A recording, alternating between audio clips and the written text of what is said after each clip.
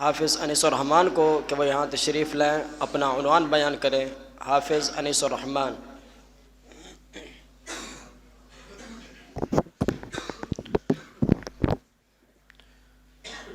السلام علیکم ورحمۃ اللہ وبرکاتہ۔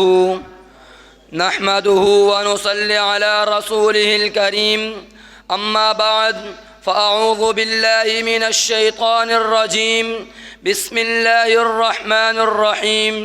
ان هذا القرآن يهدي للتي هي اقوم ويبشر المؤمنين الذين يعملون الصالحات ان لهم اجرا كبيرا۔ وقال النبي صلى الله عليه وسلم: خيركم من تعلم القرآن وعلمه، رواہ البخاری۔ لکھنا نہیں آتا تو اے انسان پڑھا کر، ہو جائے گی تیری مشکل آسان پڑھا کر، لا ریب تیری روح کو تسکین ملے گی تو قرب کے لمحات میں قرآن پڑھا کر۔ عزیزان من، یہ قرآن وہ کتاب ہے کہ جس نے کائنات کے اندر ایک انقلاب برپا کیا، کہ یہ قرآن وہ کتاب ہے کہ جس نے ہمیں ایک اللہ کی عبادت سکھلائی، کہ یہ قرآن وہ کتاب ہے کہ جس نے ہمیں ماں باپ کا ادب و احترام سکھایا، کہ یہ قرآن وہ کتاب ہے کہ جس نے ہمیں عبادت اور سیاست سکھائی، کہ یہ قرآن وہ کتاب ہے کہ جس نے بندے کو اپنے رب سے ملا دیا۔ اس قرآن جیسی کوئی کتاب نہیں، یہ کتاب اللہ بھی ہے، یہ کلام اللہ بھی ہے۔ اس قرآن کو کھولو تو پہلے ہی صفحے میں، پہلی ہی آیت میں رب کا قرآن چیلنج کر کے کہتا ہے: الف لام میم ذالک الکتاب لا ریب فیہ۔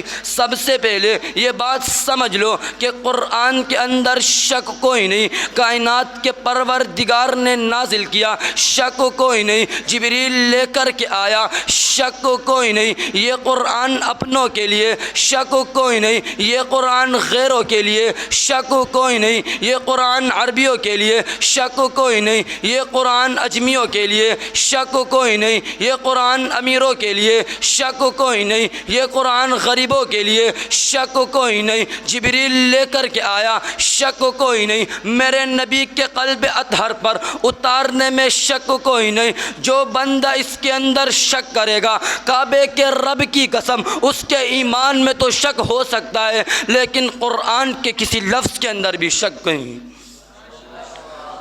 سامعین محترم، قرآن اعلیٰ کتاب ہے، قرآن بے مثال کتاب ہے، قرآن اپنی عظمت خود بیان کرواتا ہے۔ میں نے قرآن سے سوال کیا: اے قرآن بتا تیرا نام کیا ہے؟ قرآن جواب دے: یاسین والقرآن الحکیم، مجھے قرآن الحکیم کہتے ہیں۔ اے قرآن تیرا کام کیا ہے؟ قرآن جواب دیتے: ھدی للمتقین، میں متقین لوگوں کی ہدایت کے لیے سرچشمہ بن کر کے آیا ہوں۔ اے قرآن تیرا مکان کیا ہے؟ قرآن جواب دیتے: فی لوح محفوظ، مجھے لوح محفوظ میں اتارا گیا ہے۔ اے قرآن تیرا احترام کیا ہے؟ قرآن جواب دیتے: وَإِذَا قُرِئَ الْقُرْآنُ فَاسْتَمِعُوا لَهُ، کہ جب میری تلاوت کی جائے تو مجھے خاموشی سے سنا جائے۔ اے قرآن تو کس مہینے میں نازل ہوا؟ قرآن جواب دیتے: شہر رمضان الذی انزل فیہ القرآن، میں مہینوں کے سردار مہینہ رمضان میں نازل ہوا۔